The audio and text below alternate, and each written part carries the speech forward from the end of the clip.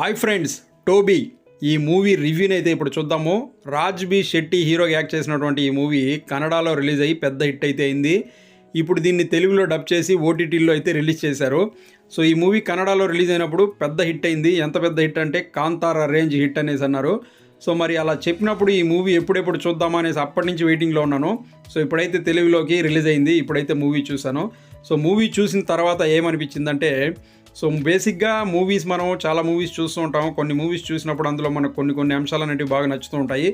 ఇందులో మనం మెయిన్గా హైలైట్గా మాట్లాడుకోవాల్సింది హీరో గురించే మాట్లాడుకోవాలి, ఆయన యాక్టింగ్ గురించి మాట్లాడుకోవాలి.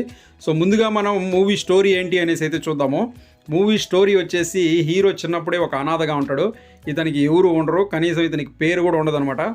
అటువంటప్పుడు ఒక ఫాదర్ ఇతన్ని దగ్గరికి తీసుకొని ఇతనికి ఒక పేరు పెడతాడు, టోబీ అనేసి. అలాగే ఇతనికి మంచి బుద్ధులు నేర్పిస్తూ ఉంటాడు. కానీ ఇతను చిన్నప్పటి నుంచే నేర ప్రవృత్తి కలిగినటువంటి ఒక వ్యక్తిలాగా ఉంటాడు. అందుకనేసి ఇతను ఆయన చెప్పిన మాటలు వినకుండా గొడవలు అవి ఇవి పడుతూ పోలీస్ స్టేషన్కి వీటికి వెళ్తూ ఉంటాడు. అలా అరెస్ట్ అయ్యి లోపలికి వెళ్ళిన తర్వాత కొన్ని సంవత్సరాల తర్వాత ఇతను బయటకు వస్తాడు. అప్పుడు మళ్ళీ ఇతను ఆ ఫాదర్కు ఉన్నటువంటి ఒక సమస్య తెలుసుకొని దాన్ని తీర్చాలనుకుంటాడు. అక్కడ గొడవ అయ్యి ఇతను అక్కడి నుంచి వెళ్ళిపోతాడు, ఫాదర్ దగ్గర నుంచి. అలా వెళ్ళిపోయి వేరే అతనితో ఉంటాడు. అక్కడ ఇతనికి ఒక చిన్న పాప దొరుకుతుంది. ఆ పాప కూడా ఒక అనాథ. ఆ పాపను తీసుకొని ఇతను పెంచడం స్టార్ట్ చేస్తాడు. అలా చేసిన తర్వాత ఇతను కొంచెం మారుతాడు. మారి ఆ నేర ప్రవృత్తి అనేది తగ్గించుకుంటాడు అనమాట. అలా కొన్నాళ్ళు గడిచిన తర్వాత ఆ పాప పెద్దదవుతుంది. వీళ్ళకు ఒక ఇల్లు కట్టుకోవాల్సిన అవసరం అయితే వస్తుంది. ఆ ఇంటి కోసం ఇతను మళ్ళీ తన పాత నేర ప్రవృత్తిని స్టార్ట్ చేస్తాడు. అది స్టార్ట్ చేయడం కోసం ఒకరు ఇతన్ని ప్రోత్సహిస్తారు. వాళ్ళ దగ్గరికి వెళ్ళిన తర్వాత మళ్ళీ ఇతను అవన్నీ చేయడం స్టార్ట్ చేస్తాడు. అవి చేయడం వల్ల ఇతని లైఫ్లో ఇతనికి వచ్చినటువంటి సమస్యలు ఏంటి, ఇతని వల్ల తన ఫ్రెండు ఆ పాప ఏం ప్రాబ్లమ్స్ ఎదుర్కొన్నారు, ఆ ప్రాబ్లమ్స్ని ఇతను ఎలా ఎదుర్కొన్నాడు, అలాగే ఎవరైతే ఇతన్ని ఆ పనులు చేయడానికి ప్రోత్సహిస్తారో వాళ్ళపైన ఏ విధంగా రివెంజ్ తీర్చుకున్నాడు అన్నదే మనకు స్టోరీ. సో స్టోరీ పరంగా చెప్పుకున్నట్లయితే ఇది మనం చాలా సినిమాల్లో చూసినటువంటి రివెంజ్ డ్రామా స్టోరీనే. కానీ దీన్ని మనకు డైరెక్టర్ గారు చూపించిన విధానాన్ని మనం ఫస్ట్ మెచ్చుకోవాలి.